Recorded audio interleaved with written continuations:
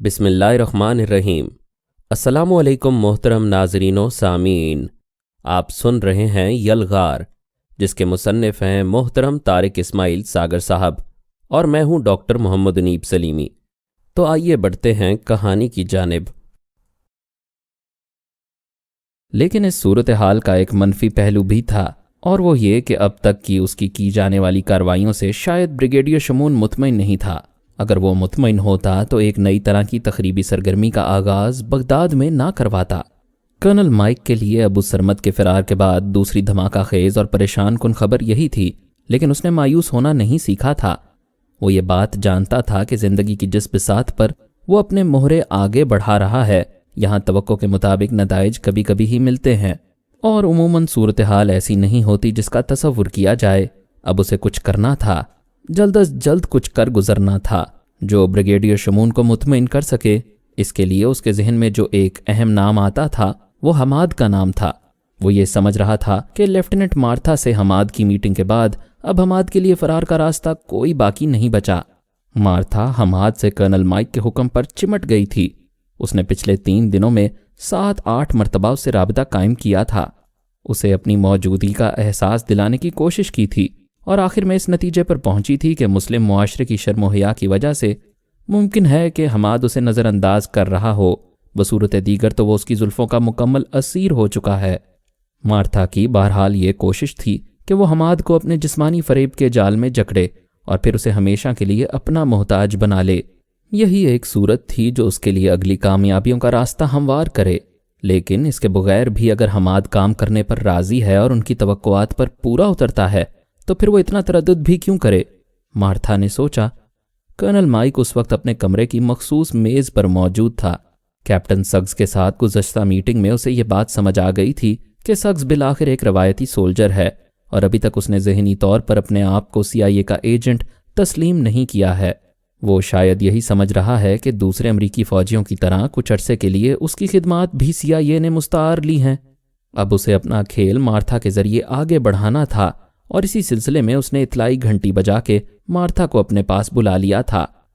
کیسا جا رہا ہے تمہارا شکار؟ اس نے مارتھا کی آنکھوں میں جھانکتے ہوئے پوچھا۔ آپ مطمئن رہیں سر، میری گرفت سے کہاں جائے گا؟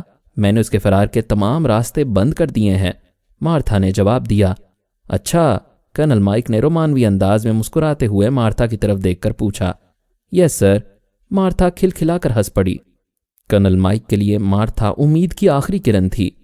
ٹھیک ہے، آج سے اپنا کام شروع کر دو۔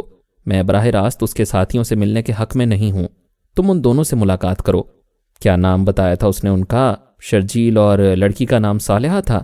یس سر، میرے ذہن میں محفوظ ہیں دونوں نام، مارتھا نے جواب دیا۔ ویل ڈن، شاباش۔ میں سمجھتا ہوں کہ ابتدائی سطح پر کسی نوجوان عراقی خاتون کا تمہارے ساتھ شامل ہونا ہمارے لیے نیک شگون ہے۔ کرنل مائک نے امید افزا نظروں سے مارتھا کی طرف دیکھا۔ آپ بالکل ٹھیک کہہ رہے ہیں سر، لیکن یہ کوئی انہونی بات نہیں۔ آپ شاید یہ بات نہ مانیں کہ بہت تیزی سے دنیا میں آنے والے سیٹلائٹ کے انقلاب نے ان لوگوں کو بھی متاثر کیا ہے، اور کیسے نہ کرتا سر۔ اب تک انہیں کچھ دیکھنے یا سمجھنے کا موقع ہی کب ملا تھا؟ ان کی دنیا تو ان کے گھروں، درس گاہوں اور مختلف نوعیت کے مذہبی اداروں تک ہی محدود رہی ہے، مارتھا نے جواب دیا۔ ہاں، لیکن یہ بات اپنے ذہن سے کبھی نہ نکالنا کہ ان کا دماغ کسی بھی مرحلے پر خراب ہو سکتا ہے۔ تم ابھی اس کھیل کی نئی کھلاڑی ہو، میری ساری زندگی اسی کھیل کی نظر ہو گئی، اور میں یہ بات اچھی طرح جانتا ہوں کہ کسی بھی مرحلے پر ان میں اچانک ایسی تبدیلی آتی ہے جو سب کچھ تباہ و برباد کر کے رکھ دیتی ہے۔ یہ بات کرتے ہوئے کرنل مائک کا ذہن ناصر کی طرف گیا، جس نے اس کی توقعات کے بالکل برعکس ایسی حرکت کی تھی جس نے پورے ہیڈ کوارٹر کو ہلا کر رکھ دیا تھا۔ ناصر کی طرف سے ہونے والے خودکش حملے میں امریکی اسٹریٹجک فورسز کو نئی حکمت عملی اپنانے پر مجبور کر دیا تھا، اور اب ان لوگوں کو اپنے حفاظتی اقدامات کے سلسلے میں کئی گنا زیادہ اخراجات کرنے پڑتے تھے۔ آپ یہ سمجھیے کہ میرا کام آج سے شروع ہو گیا۔ میں تھوڑی دیر بعد حماد اور اس کے ساتھیوں سے ملاقات کروں گی، اور اگلے 10-15 روز میں ان لوگوں کی باقاعدہ کارروائیوں کا آغاز ہو جائے گا۔ آپ میری طرف سے بہت جلد بہترین نتائج وصول کریں گے، مارتھا نے بڑے پرعزم لہجے میں کرنل مائک سے کہا۔ Okay, wishing you all the best, colonel Mike نے جواب دیا۔ مارتھا سمجھ گئی تھی کہ یہ اس کے لیے باہر جانے کا اشارہ ہے۔ اس نے کرنل مائک کو سلوٹ کیا اور کمرے سے باہر چلی گئی۔ ابو حسام اور زرقاوی اپنی اپنی جگہ خاموشی سے بیٹھے صورتحال کا جائزہ لے رہے تھے۔ دونوں کے لیے یہ بات کسی عجوبے سے کم نہیں تھی کہ کسی نے 2 جاپانی ڈرائیوروں کو اغوا کر کے عجیب و غریب ایسے مطالبات کی فہرست پیش کر دی ہے جو ناقابل عمل ہے۔ مجھے تو اس بات کی سمجھ نہیں آ رہی کہ یہ لوگ کون ہیں؟ ابو حسام نے زرقاوی کی طرف دیکھ کر پوچھا۔ یہ بات سمجھانے کے لیے زیادہ تردد کی ضرورت نہیں۔ زرقاوی نے چند لمحے سوچنے کے بعد اپنی بات شروع کی۔ آپ صرف اس بات سے ان لوگوں کی اصلیت کا اندازہ لگا سکتے ہیں۔ ان کی طرف سے مطالبات کی جو فہرست پیش کی گئی ہے وہ کسی بھی صورت قابل عمل نہیں، اور نہ ہی انہوں نے سودے بازی کی کوئی گنجائش چھوڑی ہے۔ تم کیا کہنا چاہتے ہو؟ کیا مطلب ہے تمہارا؟ ابو حسام نے سوالیہ نظروں سے زرقاوی کی طرف دیکھا۔ بات سیدھی اور صاف ہے شیخ کہ یہ حرکت بھی اسی سلسلے کی ایک کڑی ہے جس سے ہمیں پہلے واسطہ پڑ چکا ہے۔ آپ میرا مطلب سمجھ رہے ہیں نا؟ اس مرتبہ زرقاوی نے اس کی طرف سوالیہ نظروں سے دیکھا۔ اوہ اچھا، تو یہ بات ہے۔ ابو حسام نے اس کی بات سمجھتے ہوئے کہا۔ تمہارا ذہن کس طرف جاتا ہے؟ ابو حسام نے سوالیہ انداز میں زرقاوی کی طرف دیکھا۔ یہ موساد کا کام ہے، زرقاوی نے فیصلہ کن لہجے میں کہا، جس پر ابو حسام چونک گیا۔ کیا موساد کا؟ لیکن ابھی تک ان لوگوں کی یہاں موجودگی کا کوئی ثبوت تو نہیں ملا۔ ابو حسام نے یقین اور غیر یقینی کے ملے جلے لہجے میں جواب دیا۔ یہ لوگ اپنی موجودگی کا ثبوت اسی طرح دیتے ہیں۔ میں طویل عرصے سے ان کے خلاف جنگ کر رہا ہوں۔ مجھے بیروت سے پیرس تک اور لندن سے تل ابیب تک کئی مرتبہ میدان عمل میں اتر کر ان کی سازشوں کا مقابلہ کرنے کی توفیق حاصل ہو گئی ہے۔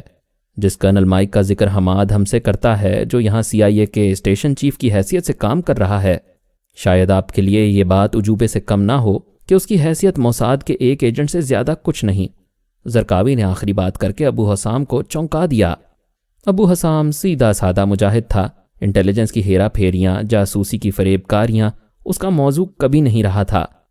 اس نے طویل عرصہ عراق کی فوج میں خدمات انجام دینے کے بعد فوج چھوڑ دی تھی، اور عراق پر غیر ملکی افواج قابض ہونے کے بعد ایک مرتبہ پھر بادلے ناخواستہ ہتھیار اٹھا لیے تھے تاکہ اپنی سرزمین کو دشمن کے پنجے سے رہائی دلانے میں اپنا کردار ادا کر سکے۔ وہ اس سے پہلے زرقاوی کو بھی نہیں جانتا تھا، اس نے زرقاوی کا صرف نام سنا تھا۔ زرقاوی نے کسی ذریعے سے ابو حسام سے رابطہ قائم کیا تھا، اور ابو حسام کو بھی کسی ایسے ہی باعمل مجاہد کی بغداد آمد پر کوئی اعتراض نہیں تھا جو ان کی جہاد کو آگے بڑھائے اور ان کی مدد کرتا رہے۔ لیکن کچھ عرصہ زرقاوی کے ساتھ گزارنے کے بعد وہ یہ بات اچھی طرح جان گیا تھا کہ یہ ایک غیر معمولی شخص ہے، اور اب تک اپنی ذہانت کے بل بوتے پر ہی موساد اور CIA کے شکنجے سے بچا ہوا ہے، ورنہ تو زرقاوی کے خلاف دنیا بھر میں دنیا کی بڑی بڑی ایجنسیوں نے جال پھیلائے ہوئے تھے۔ کسی نہ کسی جال میں اس کا پھنس جانا کسی بھی صورت ممکن ہو سکتا تھا۔ میں تو ان لوگوں کو بڑی اچھی طرح سمجھتا ہوں۔ ان کے کام کرنے کے طریقے اب میرے لیے بہت پرانے ہو چکے ہیں۔ مجھے اس بات کا پہلے سے یقین تھا کہ عراق ہی نہیں، اردن، شام، غرض، اس خطے میں موجود کوئی بھی ایسا مسلم ملک مجھے دکھائی نہیں دیتا جہاں موساد نے بہت مضبوطی سے اپنے پنجے نہ گاڑ رکھے ہوں۔ اس نے رک کر ابو حسام کی طرف دیکھا اور کہا، ضمیر فروش، وطن فروش، نام نہاد مسلمان کہاں نہیں؟ اور اپنی قوم کی کمزوریوں سے کیا آپ بھی میری طرح آگاہ نہیں؟ کیا ہماری یہ تاریخ نہیں ہے کہ ان کمزوریوں کے ہاتھوں ماضی میں ہم کس طرح رسوا ہوتے رہے ہیں؟ اور یہ بھی ہماری تاریخ کا المیہ ہے کہ ہم نے تاریخ سے کبھی سبق نہیں سیکھا۔ آج بھی ہم اسی صورتحال سے دوچار ہیں یا شیخ؟ یہ کام موساد نے مقامی ایجنٹوں کے ذریعے کروایا ہے۔ وہ لوگ آسمان سے نازل نہیں ہوئے، وہ اسی ملک اور عین ممکن ہے کہ اسی شہر کے باشندے ہوں، اور ہاں یہ بھی ممکن ہے کہ ہم میں سے بھی کوئی ہوں۔ آپ میری بات سے پریشان نہ ہوں، لیکن جب مقابلہ موساد سے ہو تو کسی بھی امکان کو نظر انداز کرنے کی حماقت کبھی نہ کیجیے۔ زرقاوی نے آخری بات اس انداز سے کہی تھی جس نے ابو حسام کو ہلا کر رکھ دیا۔ اسے اندازہ ہونے لگا تھا کہ دشمن ان کے لیے لڑائی کا میدان وسیع کرتا جا رہا ہے، اور یہی وہ کامیاب حکمت عملی ہے جس کے بل بوتے پر اس نے پوری دنیا کو اپنی گرفت میں لے رکھا ہے۔ ایک کے بعد ایک نیا محاذ کھل رہا تھا۔ پہلے لا اینڈ آرڈر کو تباہ کر کے لوٹ مار کے ذریعے عراقی معاشرے کی کور کو توڑنے کی کوشش کی گئی تھی، لیکن زمین میں اپنی جڑیں گہری رکھنے والا مسلم معاشرہ جھٹکے کو برداشت کر گیا، جس کے بعد فرقہ واریت کا زہر پھیلایا جا رہا تھا۔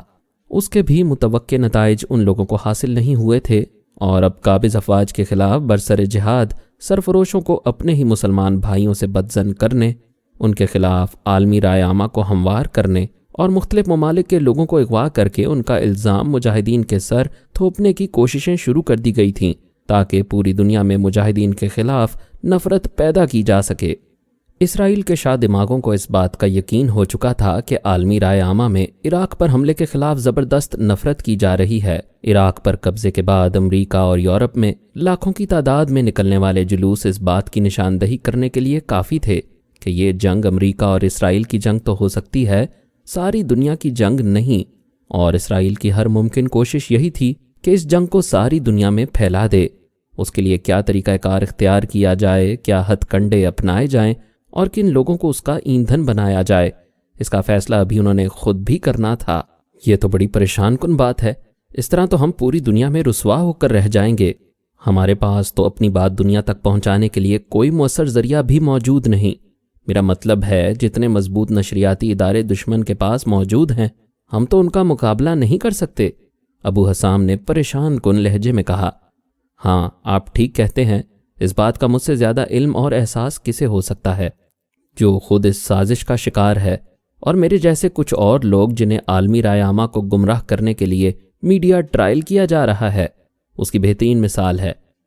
آپ ہمارے ساتھی ہیں، آپ ہمارے نظریات اور ہمارے جہاد سے اچھی طرح آگاہ ہیں، اس میں ایسی اوچھی حرکات کی گنجائش نہیں۔ ہم سروں پر کفن باندھ کر میدان جہاد میں اترے ہیں۔ ہمارا مقصود اپنے لوگوں کی آزادی ہے، اپنی آزادی ہے۔ اس کے لیے بھلا ہم کمزور، بے بس اور سویلین لوگوں کو اپنا نشانہ کیوں بنائیں گے؟ میں یہ نہیں کہتا کہ ہم خود کش حملے نہیں کرتے، ظاہر ہے کسی بھی مجبور اور بے بس انسان کا یہ آخری ہتھیار ہو سکتا ہے۔ آخر اپنے مقصد کے حصول کے لیے آپ اپنی جان ہی دے سکتے ہیں، لیکن یہ بات میں تسلیم کرنے کے لیے تیار نہیں کہ ہم اغوا کی واردات میں ملوث ہیں۔ بہرحال ایک بات تو طے ہو گئی کہ مجھے اپنے جس دشمن کی تلاش تھی وہ ڈھونڈتا ہوا خود بھی میرے پیچھے یہاں آ گیا ہے، اور اب جلد ہی ہم ایک دوسرے سے دو ہاتھ کریں گے۔ زرقاوی نے مسکراتے ہوئے کہا۔ ٹھیک کہتے ہو میرے دوست، اب ہمیں کیا کرنا چاہیے؟ ابو حسام نے سوالیہ انداز میں اس کی طرف دیکھتے ہوئے پوچھا۔ کیا کرنا چاہیے؟ آپ اس کے علاوہ کیا کر سکتے ہیں کہ اپنی حیثیت میں اپنا وضاحتی بیان عالمی میڈیا تک پہنچا دیں، جس میں اغوا سے لا تعلقی کا اعلان کیا جائے اور دنیا کو سمجھانے کی کوشش کی جائے کہ ہم ایسے اوچھے ہتھ کنڈوں کو پسند نہیں کرتے، اور نہ ہی اس بات پر یقین رکھتے ہیں کہ بے بس، نہتے اور بے گناہ انسانوں کو اپنے مقاصد کے لیے استعمال کریں۔ ہمارا مقابلہ سویلین اور بے گناہ لوگوں سے نہیں، ہمارا مقابلہ اپنے بیچارے احکامات کے پابند فوجیوں سے بھی نہیں جو مجبوراً ہمارے سروں پر مسلط ہیں۔ ہمارا مقابلہ تو ان شیطانی ذہن رکھنے والے انسان نما درندوں سے ہے جو ہمیں روند ڈالنے اور یہاں حکومت کرنے کا خواب دیکھ رہے ہیں، اور جن کے خواب کبھی شرمندہ تعبیر نہیں ہوں گے۔ زرقاوی نے جواب دیا۔ ٹھیک ہے، میں ابھی اس کا اہتمام کرتا ہوں۔ ابو حسام یہ کہتے ہوئے دوسرے کمرے میں چلا گیا، جہاں پہنچ کر اس نے زرقاوی کی تجویز پر عمل کرنے کی منصوبہ بندی شروع کر دی۔ صالحہ، شرجیل اور حماد یہ اس وقت مارتھا کے ساتھ موجود تھے۔ مارتھا ان تینوں کو پسٹل چلانے کی تربیت دے رہی تھی۔ اسے یہ دیکھ کر بڑی خوشی ہوئی کہ ان لوگوں نے اگلے 10 منٹ میں پسٹل لوڈنگ اور ان لوڈنگ کرنے اور فائرنگ کرنے پر دسترس حاصل کر لی تھی۔ نشانہ بازی ان کے لیے معمول کا معاملہ تھا، فی الوقت اسے اسی سے آغاز کرنا تھا۔ اس نے تینوں کو گولیوں کے ساتھ پسٹل اور مخصوص شناخت نامے دے دیے تھے، جو اس بات کا یقین دلانے کی کوشش تھی کہ وہ اب ان کے ساتھی بن چکے ہیں اور انہیں اس مقہور معاشرے میں امتیازی حیثیت حاصل ہو چکی ہے۔ وہ اپنی حفاظت کے لیے کچھ بھی کر سکتے ہیں، اور اس سلسلے میں انہیں لیفٹیننٹ مارتھا کی مکمل پشت پناہی حاصل رہے گی۔ تمہاری یونیورسٹی میں کلاسز کا آغاز ہو چکا ہے، اس نے صالحہ کو مخاطب کرتے ہوئے کہا، اور میں یہ چاہتی ہوں کہ تم جتنی جلدی ممکن ہو اپنے کچھ اور دوستوں کو ساتھ ملاؤ تاکہ ہم اپنے اس مشن کا آغاز جلد از جلد کریں۔ ہاں، کیوں نہیں، صالحہ نے اس کی ہاں میں ہاں ملاتے ہوئے کہا۔ تم اس بات سے مطمئن رہو، میرے دوست کرنل صاحب سے ملنے کے بہت خواہش مند ہیں، اچانک حماد نے کہا۔ مارتھا نے چند ثانیے حماد کی طرف دیکھا، شاید وہ اپنی مخصوص پیشہ ورانہ تربیت کی بنیاد پر پیدا ہونے والے خدشات کا جائزہ لے رہی تھی، لیکن خود بھی اس نے یہ رائے قائم کی کہ حماد کا اس کے علاوہ اور کوئی مطلب نہیں کہ وہ اپنے ساتھیوں کو اس بات کا یقین دلا سکے کہ امریکی فوج کے بڑے بڑے افسران کے ساتھ شامل ہو چکے ہیں اور انہیں ان لوگوں کی پشت پناہی حاصل ہے۔ ممکن ہے وہ اپنے ساتھیوں پر اثر انداز ہونے کے لیے کرنل مائک سے انہیں ملوانا چاہتا ہے۔ ہاں، کیوں نہیں، آج کل کرنل صاحب ذرا مصروف ہیں، وہ کچھ دنوں کے لیے باہر گئے ہوئے ہیں۔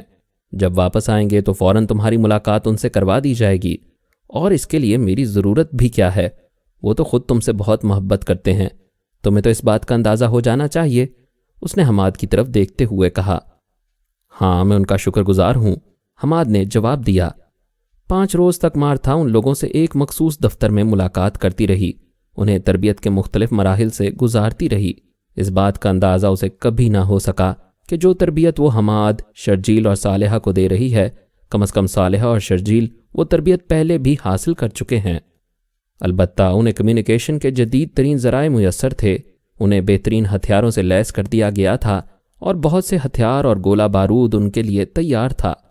ان 5-7 دنوں میں ابو حسام نے بہت ہوشیاری کے ساتھ 10 اور اپنے ساتھیوں کو اس گروپ میں شامل کروا دیا تھا۔ یہ تمام وہ لوگ تھے جو مجاہدین کے ساتھی تھے، لیکن اب وہ سب کرنل مائک کے ساتھی بن چکے تھے۔ ابو حسام کرنل مائک کی سازش کا مقابلہ زرقاوی کی معاونت سے اپنی سطح پر کرنے جا رہا تھا، اور وہ دن رات اس بات کے لیے دعا گو رہتا تھا کہ جن بچوں کو اس نے دشمن کے ٹھکانے پہ بھیج دیا ہے وہ دشمن کے شر سے محفوظ رہیں۔ اسے اس بات کا کوئی علم نہیں تھا کہ یہ لوگ کتنے تربیت یافتہ ہیں، لیکن وہ جانتا تھا کہ ان میں سے کوئی بھی ایسا نہیں جسے کسی بات کا خوف ہو، جو زندگی میں سوائے عراق کی آزادی کے اور کسی بات کا خواہش مند ہو، اور اس آزادی کے لیے کوئی بھی قیمت ادا کرنے کے لیے وہ ہر وقت تیار رہتے تھے۔ اب انہیں اس خاص مرحلے کا انتظار تھا جس کی وہ دن رات دعائیں مانگا کرتے تھے۔ ابو حسام کے ساتھ زرقاوی کو بھی اس خاص موقع اور مرحلے کا انتظار تھا جب وہ اپنی ریمنٹن رائفل کو، جسے حاصل کرنے کے لیے اس نے کافی پاپڑ بیلے تھے، استعمال میں لا سکے۔ یہ رائفل اسے استعمال تو اسرائیل میں کرنی تھی، لیکن اس کے ذرائع نے ایسی خبریں دینی شروع کر دی تھیں کہ اس کا موقع اسے عراق میں بھی مل جائے گا۔ زرقاوی بہت ٹھنڈے دل و دماغ کا مالک تھا، وہ منصوبہ بندی کے بعد صبر اور برداشت کے ساتھ طویل انتظار کا قائل تھا۔ اسے گزشتہ 3 سال سے کرنل مائک اور بریگیڈیئر شمون کا انتظار تھا۔ بریگیڈیئر شمون سے اس کا تعارف تب ہوا تھا جب شمون کرنل کی حیثیت سے موساد کے اعلیٰ عہدے پر فائز تھا اور اسے سیدون میں اس کے ہاتھوں زک اٹھانی پڑی تھی۔ کرنل شمون نے اچانک حملہ کر کے زرقاوی کے 6 ساتھیوں کو مار ڈالا تھا۔ یہ اس کے بہت قریبی دوست تھے۔ زرقاوی کی زندگی صرف اس لیے محفوظ رہی کہ وہ لمحات جن میں اسرائیلی کمانڈوز نے سیدون میں ان کی محفوظ پناہ گاہ پر ان کے متحارب گروپ کی مدد سے حملہ کیا، تو زرقاوی کسی کام کے سلسلے میں اس پناہ گاہ سے کچھ فاصلے پر دوسری پناہ گاہ میں موجود تھا۔ اسے اپنے ان پیارے ساتھیوں کی شہادت کی خبر ملی جو زرقاوی کے لیے ناقابل برداشت تھی۔ وہ یہ بات جانتا تھا کہ موساد شکاری کتے کی طرح بیروت میں اس کی بو سونگتی پھر رہی ہے۔ ان کے متحارب گروپوں کے ذریعے وہ لوگ زرقاوی اور اس کے ساتھیوں کو چن چن کے مار رہے تھے۔ اس نے فوری طور پر بیروت سے نکل جانے کا فیصلہ کر لیا تھا۔ زرقاوی بیروت سے نکلا اور آئرلینڈ پہنچ گیا۔ یہاں ایک محفوظ پناہ گاہ میں اس نے 1 سال کا عرصہ خاموشی سے گزارا۔ اس دوران اس نے اپنی تمام تر صلاحیتوں اور توانائیوں کے ساتھ اپنی منتشر قوت کو جمع کیا، اپنے زخم خوردہ ساتھیوں کے زخموں پر مرہم رکھا، ان کے ٹوٹے ہوئے حوصلوں کو امید دلائی، اور اپنے ہمدرد ساتھیوں کے تعاون سے، جن میں صرف مسلمان ہی نہیں اس کے عیسائی ہمدرد بھی شامل تھے، اپنے گروپ کو منظم کیا۔ اور یہ لوگ اس قابل ہو گئے کہ موساد نے ان پر جو بہت بڑا قرض مسلسل چڑھایا اس کا کم از کم کچھ حصہ سود سمیت ادا کر سکیں۔ سیدون سے اپنی جان بچا کر بھاگنے والا زرقاوی جب 1.5 سال بعد واپس بیروت پہنچا تو وہ ایک مکمل تبدیل شدہ مجاہد تھا۔ آئرش ریپبلکن آرمی نے اسے تربیتی کیمپوں میں عسکری تربیت کے ایسے سخت مراحل سے گزارا تھا جس سے شاید اسرائیلی کمانڈوز بھی نہیں گزرے، اور اسے انٹیلیجنس ایجنسیوں کی طرف سے پھیلائے جانے والے دل فریب جال سے بچنے کی تربیت حاصل ہو چکی تھی۔ آئرش آزادی پسندوں کے ساتھ 2-3 بڑی مہمات میں حصہ لینے کے بعد نہ صرف اسے ان کی مکمل ہمدردی حاصل ہو گئی تھی، بلکہ اس بات کا بھی پتہ چل گیا تھا کہ قابض اور غاصب افواج کے صرف مشینی دستوں سے انہیں جنگ نہیں لڑنی پڑتی، بلکہ انہیں متحرک رکھنے والے شیطانی ذہنوں سے بھی چوکس رہنا پڑتا ہے، جو دراصل ان کے اصلی دشمن تھے۔ زرقاوی نے یہ عہد کیا تھا کہ وہ ان دشمنوں کو ڈھونڈ ڈھونڈ کر مارے گا۔ اس نے اپنے کام کا آغاز سیدون سے کیا۔ سیدون واپس آنے کے بعد اس نے بڑی تگ و دو کرنے کے بعد اس بات کا پتہ لگا لیا تھا کہ وہ کون ہیں جنہوں نے اس کے ساتھیوں کی مخبری کی تھی۔ یہ لوگ اب بیروت میں بڑی خوشحال زندگی گزار رہے تھے۔ تعداد میں بہت کم ہونے کے باوجود زرقاوی کو ایسے ساتھیوں کی مدد حاصل تھی جو اس کے ایک اشارے پر جان پر کھیل جانے کے لیے تیار رہتے تھے۔ اپنے ان ساتھیوں کی مدد سے اس نے ان 2 مخبروں کو ڈھونڈ نکالا جن کے لگائے زخموں کو ابھی تک اس نے اپنے دل میں بسایا ہوا تھا۔ ان دونوں کو باری باری ایک اذیتناک موت سے ہمکنار کرنے کے بعد اس نے ان کی لاشیں اور مرنے سے پہلے تفتیشی مراحل کی فلمیں ان کے بیانات ریکارڈ کرنے کے بعد موساد اور دنیا بھر کے ان ذرائع تک پہنچا دی تھیں جہاں سے اس کا پیغام پوری دنیا میں پھیل سکتا تھا۔ اس نے موساد کو یہ پیغام پہنچا دیا کہ اب وہ پہلے والا سیدھا سادہ مجاہد زرقاوی نہیں رہا، بلکہ ان کی طرح ایک شاطر، چال باز، انتہائی چوکنا اور بہت کچھ کر گزرنے والا زرقاوی بن چکا ہے۔ اس نے اپنا کبھی کوئی مستقل ٹھکانہ نہیں رکھا تھا اور یہی اب تک اس کی زندگی کا راز بھی تھا۔ اس کا دشمن بھی یہ بات جانتا تھا کہ زرقاوی اپنے ٹھکانے بدلتا رہتا ہے۔ اپنے مقامی ایجنٹوں کے ذریعے انہوں نے متعدد مرتبہ زرقاوی پر حملے کیے تھے، لیکن عموماً یہی ہوتا تھا کہ کہیں وہ 1 دن پہلے اور کہیں 2-3 گھنٹے پہلے نکل جاتا تھا۔ زرقاوی کا تعاقب موساد نے پوری دنیا میں کیا اور زرقاوی نے بھی یورپ کے ہر اہم ملک میں موساد کے ایسے دشمن تلاش کر لیے تھے جو اسے محفوظ پناہ گاہیں فراہم کرتے اور وہ لوگ مل کر اپنے مشن کو آگے بڑھاتے تھے۔ یہ سب موساد کے زخم خوردہ لوگ تھے جو اب زرقاوی کے قدرتی حلیف بن گئے تھے۔ زرقاوی کو بڑی شدت سے کرنل شمون کی تلاش تھی جو اب بریگیڈیئر شمون بن کر موساد کے ایک اہم عہدے پر فائز تھا، اور اس کو ملنے والی اطلاعات کے مطابق جس کا آنا جانا اردن اور شام میں لگا رہتا تھا۔ زرقاوی یہ چاہتا تھا کہ کسی بھی طرح وہ اردن، شام یا عراق میں آئے اور دونوں آمنے سامنے ایک دوسرے کا مقابلہ کریں۔ اسے زندگی سے، زندہ رہنے سے کوئی ایسا لگاؤ نہیں تھا۔ اس کی زندگی کا ایک ہی مقصد تھا کہ بریگیڈیئر شمون سے اپنے ان ساتھیوں کی موت کا انتقام لے سکے جسے اس کے درندوں نے بے رحمی سے سیدون میں مارا تھا۔ اس سے پہلے صابرہ اور شتلا کے کیمپوں میں اسرائیلی فوج کے ہاتھوں اس کے والدین اور بہن بھائی اذیتناک موت مر چکے تھے۔ رہی صحیح کسر بریگیڈیئر شمون نے پوری کر دی تھی۔ اب وہ دنیا بھر میں بریگیڈیئر شمون کو ڈھونڈتا پھرتا تھا، جبکہ بریگیڈیئر شمون دنیا بھر میں اس کا تعاقب کر رہا تھا۔ دونوں ایک دوسرے کے ساتھ چوہے اور بلی کا کھیل کھیل رہے تھے۔ دونوں اس بات سے بخوبی آگاہ تھے کہ دونوں کبھی نہ کبھی ایک دوسرے کا شکار ہو جائیں گے۔ ابو حسام اور زرقاوی کی توقعات کے عین مطابق اغوا کنندگان نے اپنی ڈیمانڈ میں کمی کرنے سے انکار کرتے ہوئے صرف 70 گھنٹے کے بعد دونوں بے گناہ جاپانیوں کو اذیتناک موت سے دوچار کر دیا۔ ان دونوں کے قتل کی باقاعدہ ویڈیو بنائی گئی۔ ویڈیو عالمی پریس کے لیے جاری کی گئی، جس میں ان نام نہاد مجاہدین کی طرف سے یہ دھمکی موجود تھی کہ اگر دنیا کے دوسرے ممالک نے بھی قابض فوجوں کی مدد سے انکار نہ کیا اور کسی بھی حوالے سے وہ مدد کرتے رہے تو وہ ان کے شہریوں کے ساتھ بھی یہی سلوک کریں گے۔ اس دھمکی میں خطرناک حصہ وہ تھا جس میں کہا گیا تھا کہ جنگ عراق تک محدود نہیں رہے گی، بلکہ وہ متعلقہ ممالک کے خلاف دہشت گردی کے لیے ان ملکوں میں اپنے لوگوں کو داخل کر دیں گے۔ جاپانی انٹیلیجنس ایجنسیوں نے اپنے مقامی ذرائع کے حوالے سے اور اپنی تربیت کے بل بوتے پر جلد ہی اس بات کا اندازہ لگا لیا تھا کہ وہ بھی دھوکے کا شکار ہو گئے ہیں۔ گو کہ ابھی تک براہ راست انہوں نے موساد پر انگلی نہیں اٹھائی تھی، لیکن اپنی حکومت کو پیش کی جانے والی رپورٹ میں یہ بات اشارتاً بتا دی گئی تھی کہ یہ حرکت مجاہدین نے نہیں کی بلکہ مجاہدین کے دشمنوں نے کی ہے۔ ابو حسام اور اس کے ساتھی پہلی ہی وارننگ جاری ہونے کے بعد سے اپنے کام میں مصروف ہو گئے تھے۔ جاپانیوں کے قتل کے بعد وہ مختلف شواہد تلاش کرتے کرتے بالآخر اس سڑک تک پہنچ گئے تھے جہاں جاپانیوں نے قیام کیا تھا۔ اس سرائے کا مالک ایک سزا یافتہ سابق عراقی فوجی تھا جو بہت عرصے سے دنیا کی مختلف ایجنسیوں کے لیے اس نوعیت کی خدمات انجام دے رہا تھا۔ ابو مروان کے نام سے شہرت یافتہ اس سابقہ فوجی کو صدام کے دور میں متعدد مرتبہ جیل آنا جانا پڑا تھا۔ غیر قانونی سرگرمیوں میں ملوث پولیس میں اس کا پرانا ریکارڈ موجود تھا۔ اس شخص کا بھی اس گھنونے کھیل میں کہیں نہ کہیں ہاتھ ضرور تھا۔ وہ اپنے معمول کے مطابق رات کو اپنے ماتحت کو سرائے کی ذمہ داریاں سونپ کر سرائے سے نکل کر پیدل ہی اپنے گھر کی طرف روانہ ہو گیا۔ سرائے اور گھر کے درمیان قریباً 1-1.5 کلومیٹر کا فاصلہ تھا جو مروان پیدل ہی طے کیا کرتا تھا۔ اسے ایک اجاڑ اور بیابان صحرائی علاقے سے گزر کر اپنے گھر پہنچنا پڑتا تھا۔ یہاں سے اس کے گھر کی طرف جانے والی جو سڑک صحرا میں سے گزرتی تھی شام کے بعد ٹریفک کے لیے عملاً بند ہو جاتی تھی۔ اس چھوٹی سڑک پر الصبح معمولی ٹریفک کا آغاز ہوتا اور اکا دکا گاڑیاں ہی اس طرف سے گزرتی تھیں۔ یہ سڑک نزدیک کے 2-3 دیہاتوں کو بھی بڑی سڑک سے ملاتی تھی۔ ابو مروان ابھی آدھے راستے میں ہی پہنچا تھا جب اسے اپنی غلطی کا احساس ہوا۔ اسے میجر ڈگلس نے یہ بات سمجھائی تھی کہ اب وہ محتاط رہا کرے، کیونکہ انہیں اس بات کا شک ہے کہ زرقاوی اس علاقے میں موجود ہے اور زرقاوی ان کی پلاننگ سے آگاہ ہے۔ عین ممکن ہے اسے کسی مرحلے پر زرقاوی کا سامنا کرنا پڑے، لیکن ابو مروان نے کسی بھی نوعیت کی کوئی احتیاطی تدبیر اختیار کرنے سے انکار کرتے ہوئے اپنی جبلت کے مطابق اپنی ضد قائم رکھی، اور میجر ڈگلس کی بات پر ہنستے ہوئے اس نے کہا تھا کہ شاید وہ ڈر گیا ہے۔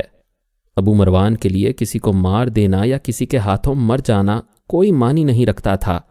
اس نے اپنی زندگی میں ایسی گھناؤنی وارداتیں کی تھیں جن کی ہوا بھی کبھی عراقی انٹیلیجنس کو نہیں لگی تھی۔